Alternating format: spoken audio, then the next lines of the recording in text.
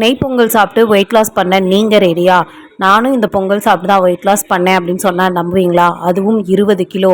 ஒரு பாத்திரத்தில் தண்ணியை ஊற்றி அதை நல்லா கொதிக்க விட்டுட்டு இந்த சைஸ்க்கு காலிஃப்ளவரை பிச்சு அதில் போட்டு மூடி நல்லா கொதிக்க வைங்க ஒரு 2-3 நிமிஷத்துக்கு. அதுக்கப்புறம் இந்த காலிஃப்ளவரை எடுத்து பிளான்ச் பண்ணிவிடுங்க. அதாவது பச்சை தண்ணியில் ஒரு 2 நிமிஷம் போட்டு எடுத்துக்கோங்க. தண்ணியை நல்லா வடிச்சிட்டு காலிஃப்ளவரை மட்டும் எடுத்து மிக்ஸி ஜாரில் மாற்றிக்கங்க.